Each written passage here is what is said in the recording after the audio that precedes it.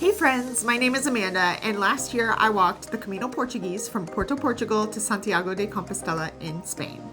Like many people, I chose to walk out of Porto along the littoral route, which goes along the coast, and then cross back over to the central on day 2 from Vila de Conde. For many people, this crossover can be a bit intimidating since it's not an official Camino route, and I often see questions about it posed in Camino forums. So I thought I'd get on today and tell you about my experience how to do it and how easy it really is. The first thing to note is there are actually 2 routes from Vila de Conde on the coast to San Pedro de Rates on the central route. There is the river route, which is what I took, and then there's the aqueduct route.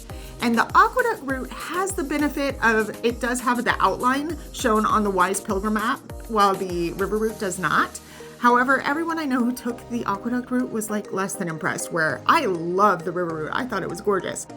One thing you do want to notice about the river route is when you are walking on it, it is not well marked, but it is marked. You do see occasional shell markers that point you in the right direction, and they're always going to show up right at the junction when you're downing yourself. And then you also see a lot of spray painted yellow arrows. Sometimes they can be faded.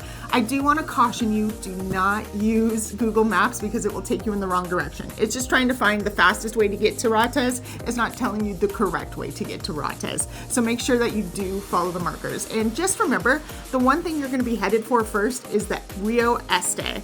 So the Rioeste. And you can feel free to plug that one into Google Maps. I'll show you here what it looks like. And so once you get there, this is where you're going to start following different types of route markers, alternative route markers that look like this in this graphic.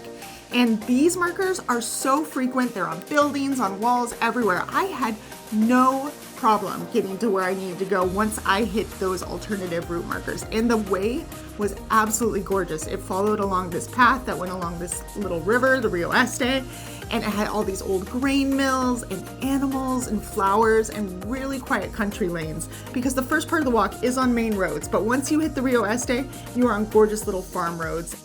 Now you're going to end up following these paths for quite some time, probably a couple hours for most people, all the way until you get to the town of Arcos. And Arcos is where you actually meet up with the central route. And here's where you want to stop following those alternative markers because they're going to take you in the wrong direction. But instead, pull up an app. I recommend Wise Pilgrim. That's what I use because it's going to show you exactly where you are in real time and where the Camino route is. So you're going to be able to match it up. And then you just follow that central route all the way to Rates. It takes maybe another hour, maybe a little less to get there. And every day on the Camino from this point is just cake. You just follow the regular markers and it's super, super easy.